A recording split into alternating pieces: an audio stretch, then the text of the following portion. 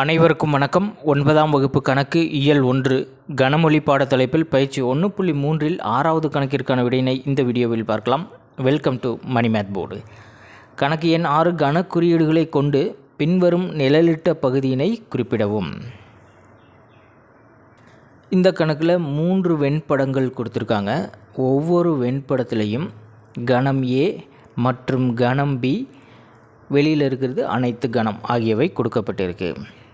இந்த வெண்படத்தில் நிழலிட்ட பகுதியினை கொண்டு எந்த மாதிரியான கன செயல்பாடுகள் கொடுத்துருக்காங்க, அதை நம்ம கன குறியீடுகளை கொண்டு ஆன்சர் பண்ணணும். இந்த வெண்படத்தில் நிழலிடப்பட்டிருக்கிற ஒவ்வொரு பகுதிக்கும் ஒவ்வொரு அர்த்தம் இருக்குது. இந்த முதல் வட்டம் கணம் ஏவை குறிக்கிறது, இரண்டாவது வட்டம் கணம் பியை குறிக்கிறது. இந்த செவ்வகமானது யூனிவர்சல் செட் அனைத்து கணத்தை குறிக்கிறது. இப்போ நிழலிடப்பட்ட பகுதி அப்படின்னா இந்த ஏரியா மட்டும்தான். இந்த கன செயல்பாடுகளை கன குறியீடுகள் கொண்டு நம்ம குறிக்கலாம். மொதல் கணக்கை பொறுத்த வரைக்கும் கணம் ஏ கணம் பி மட்டும்தான் பயன்படுத்தியிருக்காங்க. அனைத்து கணத்துக்குள்ளே போகவே இல்லை. கணம் ஏக்குள்ளே கம்ப்ளீட்டாக நிழலிடப்படலை. கணம் பியில் கணம் ஏயை தவிர்த்த கணம் பி பகுதி மட்டும் நிழலிடப்பட்டிருக்கு. ஒரு குறிப்பிட்ட கணத்தை தவிர்த்துட்டாங்க அப்படின்னாவே அது வித்தியாசம். இப்போ கணம் பி அதில் தான் நிழலிடப்பட்டிருக்கு. கணம் பி வித்தியாசம் கணம் ஏ. கணம் பி எடுத்துக்கணும், பட் கணம் ஏ கண்டிப்பாக தவிர்த்தரணும் அப்படின்னு அர்த்தம். அதனால தான் பி மைனஸ் ஏ. இரண்டாவது வெண்படத்துக்கான ஆன்சர் பார்க்கலாம். பாருங்கள், வட்டத்துக்கு வெளியே அதாவது செவ்வகத்துக்குள்ளே போயிடுச்சு அப்படின்னாவே இது அனைத்து கணத்தை பயன்படுத்தியிருக்காங்க. ஒரு குறிப்பிட்ட கணத்தின் நிரப்பு கணமாக இருக்கும்.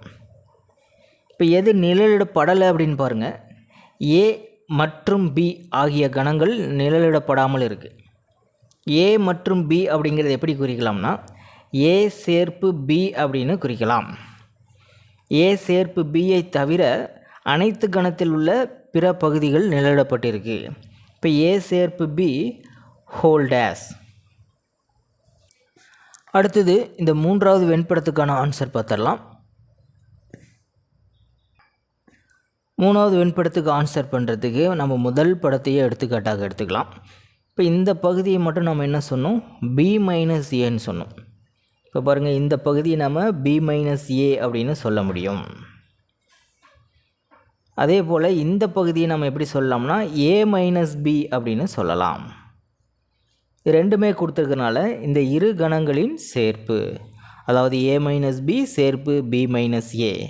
அதாவது இதை எப்படி எழுதலாம்னா ஏ மற்றும் பி கணத்தின் சமச்சீர் வித்தியாசம் அப்படின்னு கூட சொல்லலாம். அவ்வளோதான் ஆன்சர். பயிற்சி 1.3 7வது கணக்கிற்கான விடையினை அடுத்த வீடியோவில் பார்க்கலாம். மேலே இருக்கிற ஐகார்ட் செக் பண்ணிக்கிங்க.